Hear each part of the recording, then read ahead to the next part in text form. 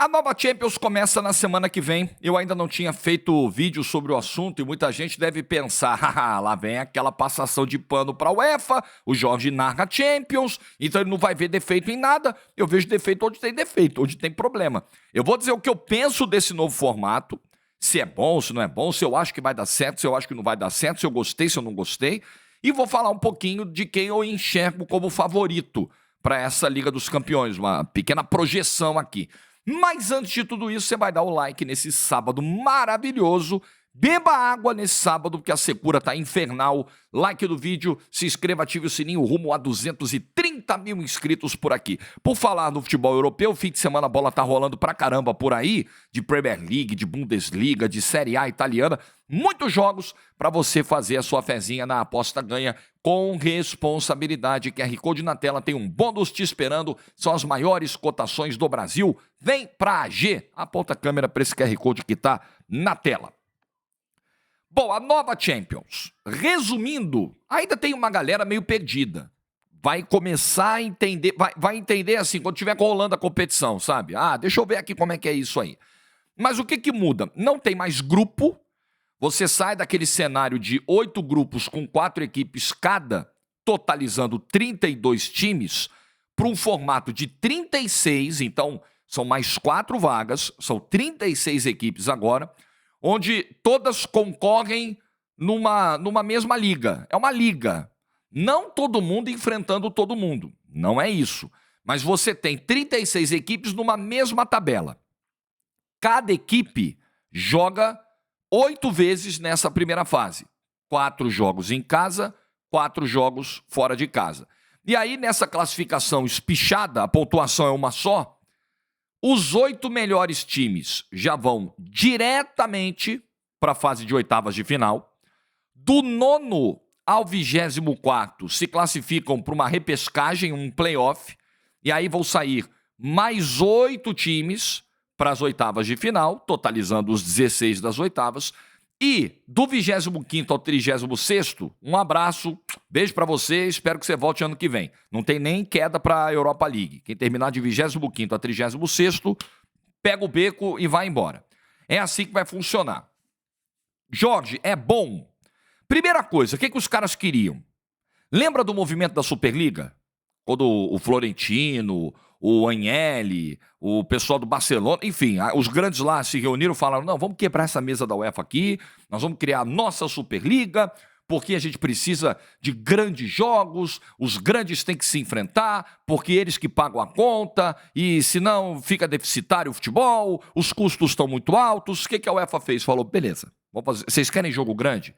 O problema é que vocês estão reclamando de enfrentar o Antuérpia na primeira fase, é isso? Vocês estão reclamando de enfrentar o Young Boys, o Estrela Vermelha, vocês grandes. Então vou fazer uma Champions diferente, onde vocês vão ter jogos grandes desde o início. Isso vai aumentar a atratividade, isso vai pagar a conta. Porque, vamos lá, o que acontecia muitas vezes? Manchester City, vai. Ah, Manchester City é grande, Jorge. Ah, não vou entrar nessa palhaçada, não. É bilionário, trilionário, é grande, ganhou Champions outro dia. É a nova realidade do futebol. Depois vocês discutem isso aí no bar.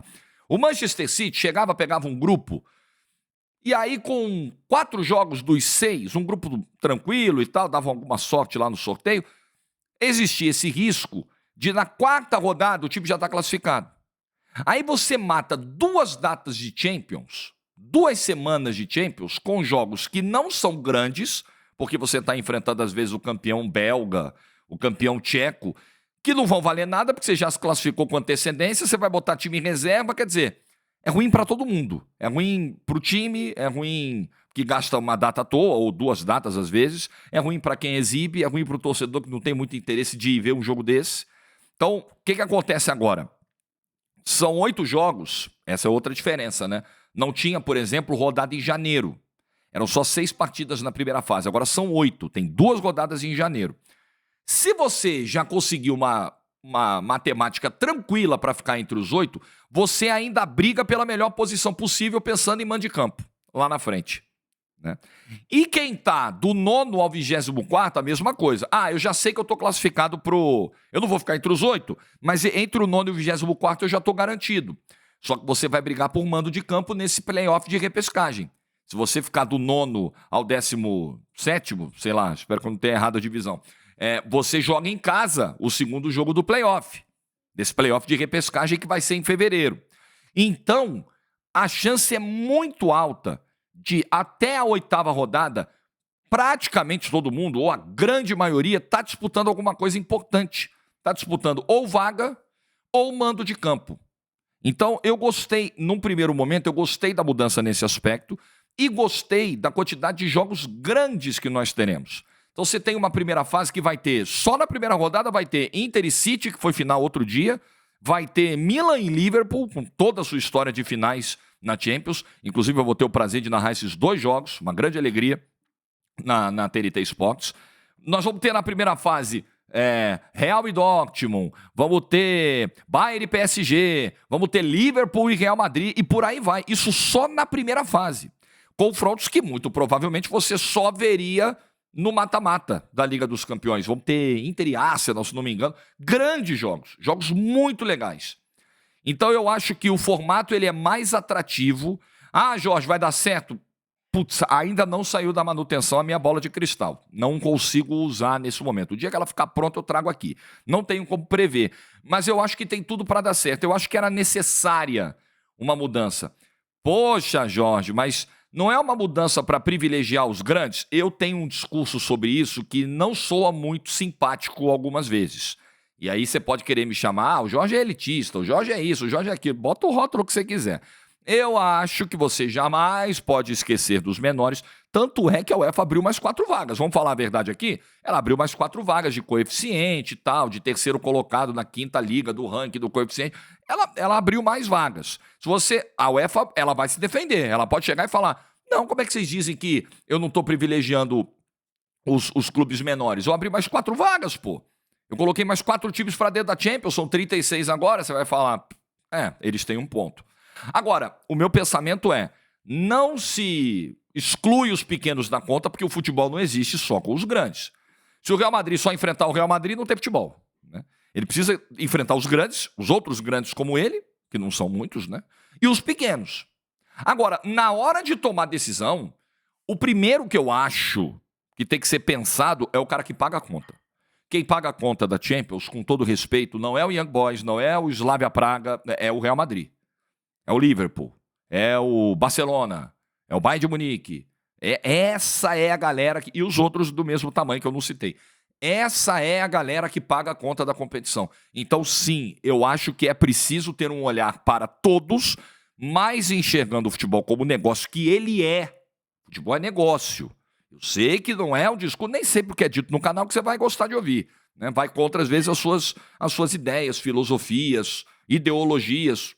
Beleza, aqui é um canal aberto de troca de opiniões. Eu opino, você também opina aí nos comentários. Às vezes nós vamos concordar, às vezes não vamos. Futebol é negócio, bilionário, cada vez mais caro. Mesmo o torcedor que reclama quando o time dele não contrata, assim, como é que você quer que o seu time contrate se o seu time não tem fontes de receita? Os preços estão lá em cima. O empresário vira faca na hora de contratar um jogador. É luva, é direito disso, direito daquilo, salário lá no alto. É como as coisas são. As TVs pagam milhões de dólares. Você acha que é baratinho pagar para exibir a Liga dos Campeões? E aí para você chegar lá e exibir um jogo que não tem apelo? Essa pressão provavelmente existiu. Eu não sou diretor de TV, tá? Eu não sei como é que é essa relação da UEFA com as TVs do mundo inteiro, porque ela vende a Champions para o mundo inteiro. E as TVs do mundo inteiro pagam muito caro. Mas eu imagino que um tipo de pressão como esse deve existir. Chegar lá na UEFA e falar, UEFA, vamos melhorar isso aí, cara? Pô, olha como é que tá arrastada essa primeira fase da Champions aí. Pô, ano passado, Barcelona e Antuérpia, desculpa, UEFA. Pô, esse jogo não vai gerar o apelo que a gente quer. Esse jogo não vale os milhões de dólares que a gente está pagando. Existe essa pressão. Repito, você pode não gostar de nada disso, mas é a vida como ela é. A realidade é essa, é negócio. O clube quer arrecadar com bilheteria. Aliás, falar em bilheteria, a UEFA anunciou no início desse mês que conseguiu uma redução no valor máximo de ingresso de visitante nas competições masculinas dela. Na Champions, o teto vai ser 60 euros. O ingresso como visitante mais caro só vai poder chegar a 60 euros. Às vezes acontece esse negócio também. Eu acho que é um negócio que tem que ser disciplinado, tá? Aqui no Brasil também, essa coisa do camarada receber o visitante e cobrar pô, R$300, R$200 o ingresso. Precisa botar um freio nisso aí. Precisa ter um teto, eu acho. Nessa coisa do clube colocar o preço que ele quer a bel prazer. Não é assim. Eu entendo que os... E olha quem tá falando aqui, um cara liberal nesse aspecto, hein? Eu entendo que os espetáculos têm um custo, cada jogo tem um apelo diferente, é oferta de lei e procura, tem torcida visitante que esgota o ingresso em 10 minutos, tem torcida visitante que nem enche o espaço, eu entendo tudo isso. Mas as coisas precisam ter um parâmetro de racionalidade também. Não pode o cara tirar do rabo o preço que ele vai cobrar e enfiar a faca e girar um pouquinho mais na barriga dos outros. Peraí, também acho que as coisas precisam ser conversadas, tá? Tudo é preciso ter bom senso, tudo é preciso ter racionalidade, e eu gostei dessa medida da UEFA. Então, o ponto é esse. Eu acho que nessa nova Champions se privilegiou quem paga a conta. E convenhamos que muita gente que defende, mas caramba, os pequenos nessa história, como é que vão ficar? É uma galera que provavelmente não vai sentar na frente da TV para ver o Estrela Vermelha e o Young Boys. Ela quer ver Real e Liverpool. Não é verdade? Ela quer ver City e Inter. Ela quer ver Liverpool e Real Madrid. Ela quer ver jogo grande. Ela quer ver os brabo. E é isso que eu acho que essa nova Champions vai entregar a partir da semana que vem. Gostei do aumento de datas, gostei do aumento de mata-mata, porque antes das oitavas você tem esse playoff do 9º ao 24º e de volta para ver quem chega nas oitavas, então você vai ter mais emoção, vai ter um intervalo menor entre as rodadas, porque não vai ficar mais aquela coisa de termina a primeira fase em dezembro e volta só em fevereiro com as oitavas, você vai ter em janeiro as duas últimas rodadas da primeira fase, em fevereiro a repescagem e em março as oitavas aí do mesmo jeito que era até a final do dia 31 de maio, que vai ser em Munique, na Allianz Arena. Eu tô super empolgado, confesso, acho que é uma medida que pode dar certo, acho que é um formato que pode pegar no gosto do torcedor, e aí o que vai dizer é audiência, é repercussão, é presença em estádios, aí a gente vai ver, a gente vai conseguir medir na prática como a medida transformou a Champions. Se foi positiva, se não foi positiva. Num primeiro momento, para mim parece positiva e acho que vai ser legal. Quem eu considero favorito para a Champions? Quem eu acho que vai brigar na Champions? O Manchester City, para mim, com o Guardiola e com todo o contexto de ser possivelmente a última temporada do Guardiola, eu acho que é um time que a gente sempre deve olhar como candidato. Por mais que, se você pegar essa coisa de última temporada do Guardiola num time, no Bayern de Munique, por exemplo, não foi lá essas coisas. Tem que ver como vai ser agora. Mas eu acho que a gente tem que colocar obrigatoriamente o Manchester City. Acho que o Haaland tem tudo para fazer uma temporada de muitos gols. Tô curioso para ver o desempenho do Kevin De Bruyne, né? Tem dado algumas declarações recentes aí bem polêmicas. Pode ser a última temporada dele pelo City também. O Rodri continua sendo o melhor jogador da posição dele no mundo. O Phil Foden vem de uma temporada incrível. Para mim, o City, de novo, tá ali figurando como um dos favoritos, se não o favorito. O Real Madrid, todo mundo vai falar. Natural. Vai rolar uma badalação em cima do Real Madrid. Porque montou um time incrível, trouxe o Mbappé, muda de patamar em tese, tá encontrando dificuldades no início da temporada, né?